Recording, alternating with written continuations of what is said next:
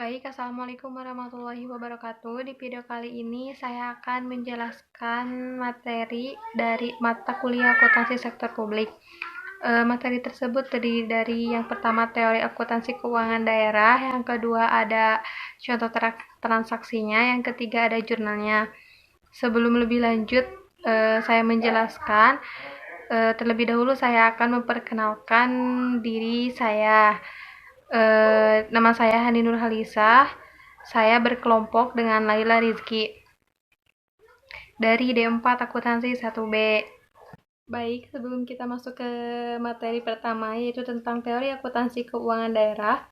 Jadi, kita harus tahu terlebih dahulu tentang pengertian tersebut. Kalau kita tidak tahu pengertiannya, bagaimana kita bisa tahu? Jadi, saya akan menjelaskan tentang teorinya, pengertiannya terlebih dahulu. Jadi, akuntansi keuangan daerah adalah serangkaian kegiatan pencatatan, pengidentifikasian, dan pelaporan keuangan dalam rangka pertanggungjawaban pelaksanaan APBD. Jadi, inti dari pengertian tersebut bahwa kegiatan dari akuntansi keuangan daerah itu yaitu pencatatan, pengidentifikasian seperti bukti-bukti transaksi, dan setelah itu dipertanggungjawabkan kepada pelaksanaan APBD. Selain itu, ada beberapa laporan keuangan dalam akuntansi keuangan daerah. Jadi, yang pertama itu ada laporan realisasi anggaran. Laporan realisasi anggaran yaitu laporan yang dibuat oleh akuntansi keuangan daerah untuk melihat apa saja yang dianggarkan dan dibuat laporannya di laporan realisasi anggaran. Dan yang kedua ada laporan raca. Laporan raca adalah laporan yang dibuat oleh akuntansi keuangan daerah untuk melihat harta dan kewajiban atau aset dan utang liability.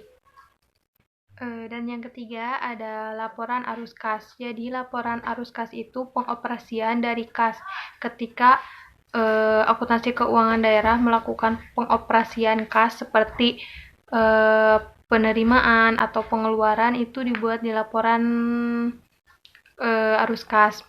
Jadi yang keempat itu ada laporan perubahan ekuitas dana.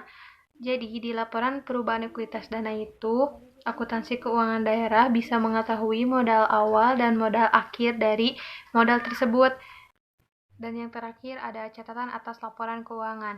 Catatan atas laporan keuangan yaitu catatan-catatan yang ada pada laporan keuangan. Setelah kita membahas 5 laporan, berikut ini ada metode-metode dari akuntansi keuangan daerah yang akan dijelaskan oleh Laila Rizky. Assalamualaikum warahmatullahi wabarakatuh. Perkenalkan, nama saya Laila Rizky Erdamanik, NPM 3194030. Di sini saya akan melanjutkan penjelasan dari akuntansi keuangan daerah. Jadi dalam metode pencatatan akuntansi keuangan daerah terdapat 3 pencatatan, yaitu single entry, double entry, dan triple entry.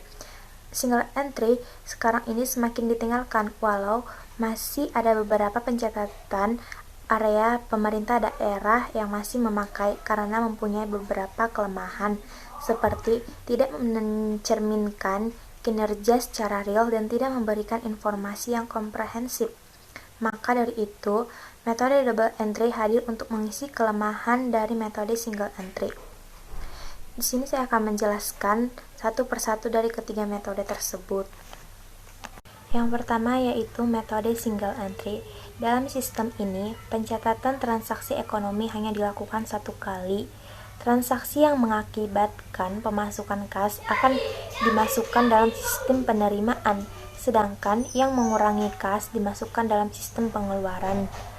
Sistem pencatatan buku tunggal memiliki kelebihan, salah satunya adalah mudah dipahami dan sederhana. Namun dalam sistem ini kurang bagus untuk pelaporan karena sulit untuk menemukan kesalahan pembukuan serta sulit untuk melakukan kontrol keuangan. Karena itu, ada sistem pencatatan yang lebih baik. Yang kedua, yaitu metode double entry. Metode pencatatan double entry sama dengan metode pencatatan debit kredit pada prinsip dasar akuntansi berterima umum. namun ada sedikit perbedaan formulasi.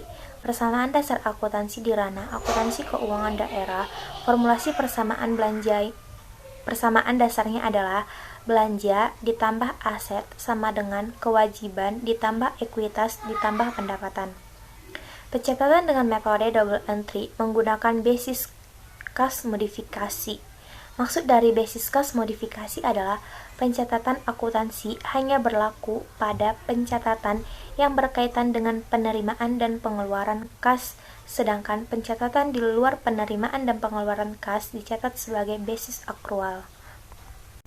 Yang ketiga yaitu metode triple entry. Metode pencatatan triple entry merupakan pengembangan dari metode double entry.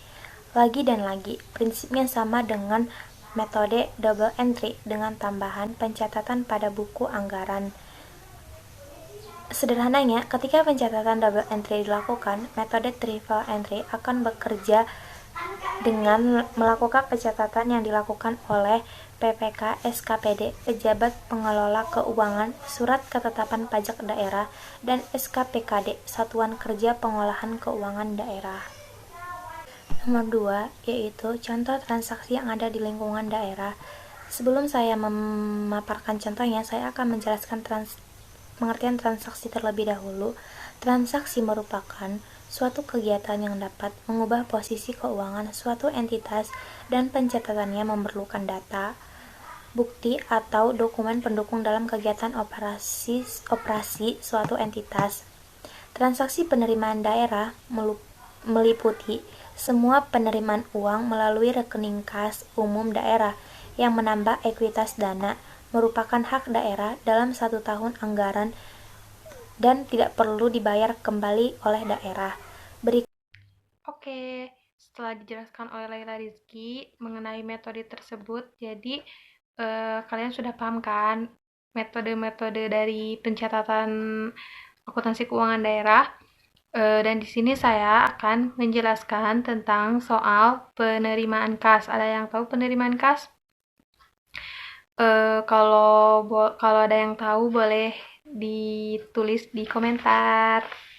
Oke, yang pertama ada soal tentang penerimaan kas. Soal biar kalian bisa tahu, bisa mengerti, saya akan simpan soalnya di sini. Di sini itu tertera bahwa soal tersebut soal penerimaan. Yang pertama, tanggal 4 November PPKD selaku bendahara menerima pajak sebesar 5.000. Tentunya kan kalau misalkan menerima berarti itu masuk ke penerimaan kan. Lanjut, tanggal 5 November PPKD selaku bendahara menerima dana alokasi sebesar 7.000, sama seperti soal yang di pertama.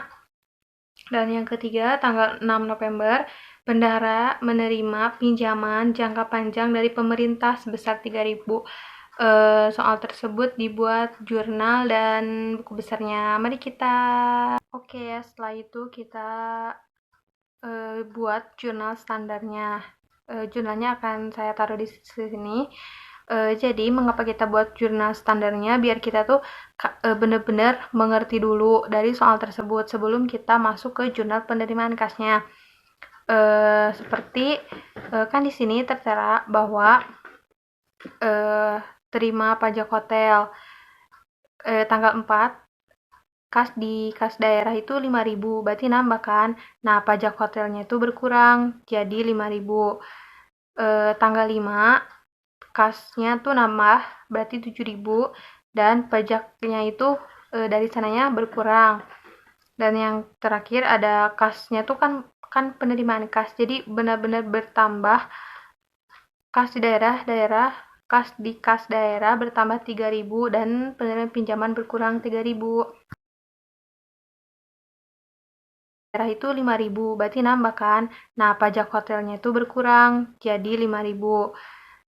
Tanggal 5 kasnya tuh nambah berarti 7.000 dan pajaknya itu dari sananya berkurang. Nah, setelah kita tahu jurnal standarnya seperti ini, setelah itu kita akan membuat jurnal penerimaan kasnya. Berikut saya akan simpan di sini jurnal penerimaan kasnya. Jadi, jurnal penerimaan kasnya itu ketika ada penambahan kas, kita tinggal mencatat tanggalnya, keterangannya yang tadi seperti dari pajak hotel dan nominalnya. Seperti yang di sini, itu tuh tanggal 4, pajak hotel 5.000, tanggal 5 dana alokasi umum 7.000, dan tanggal 6 pinjaman penerimaan dari pemerintah pusat 3.000. Jadi tinggal di total aja 15.000. Jadi semua total jumlahnya tuh 15.000 rupiah. Jadi setelah kita mengetahui jurnal penerimaan kasnya seperti itu, sekarang kita akan membuat buku besar. Jadi buku besar itu kayak dari jurnal penerimaan kas dimasukkan ke dalam akun-akun yang sudah tertera di dalam jurnal penerimaan kas. Contohnya seperti ini. Karena ini penerimaan kas, jadi otomatis masuk ke akun kas. Dan akun kas itu saldo normalnya di debit. Jadi jika ada penerimaan kembali atau penambahan kas, maka akan bertambah. Nah, kalau misalkan ada pengurangan, jadi akan mengurangi di saldo debitnya. Nah, setelah kita membuat catatan buku besar seperti itu, kita membuat buku besarnya per tanggal. Maksudnya per tanggal itu kayak misalnya ini saya akan simpan di sini. Di sini kan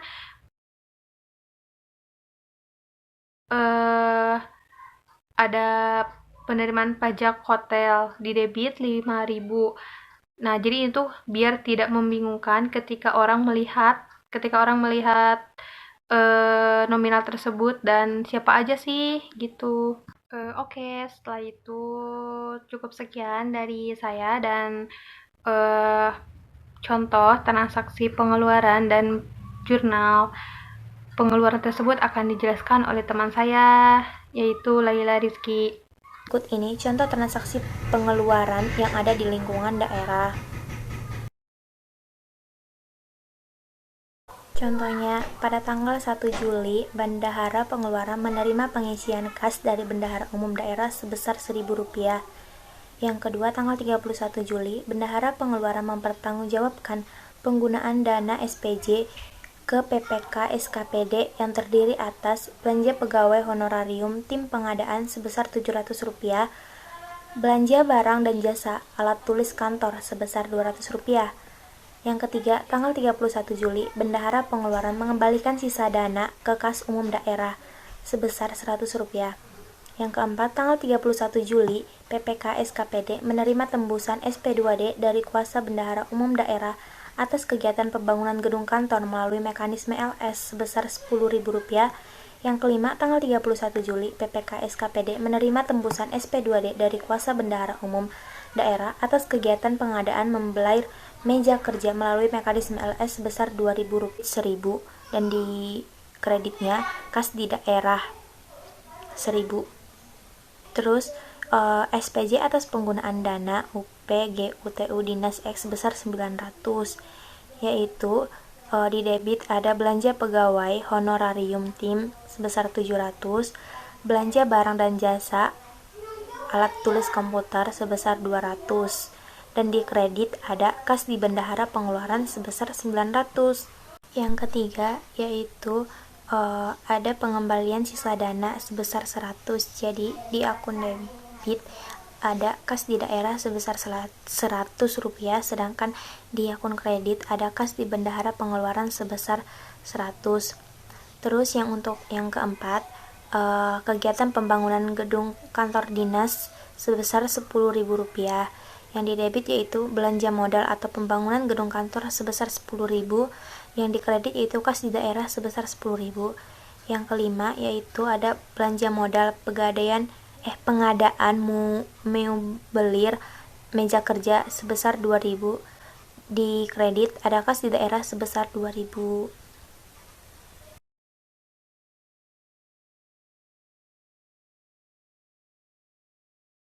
Sekarang untuk buku besarnya, yang pertama kita buat tabel dulu, tabel tanggal, uraian debit dan kredit, dimana pada akun debit ada terima pengisian kas sebesar 1.000, pada akun kredit ada bayar honorarium sebesar 700, ada pembelian ATK sebesar 200, dan ada pengembalian sisa dana sebesar 100, jadi jumlahnya 1.000, debit dan kredit balance jadi 1.000. Terus yang kedua yaitu bayar belanja modal pembangunan gedung sebesar 10.000, bayar pengadaan mobil meja kerja sebesar 2.000.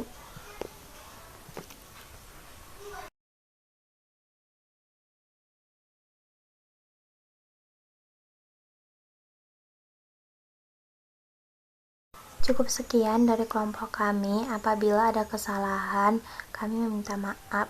Semoga apa yang kami jelaskan para penonton mengerti dan paham. Assalamualaikum warahmatullahi wabarakatuh.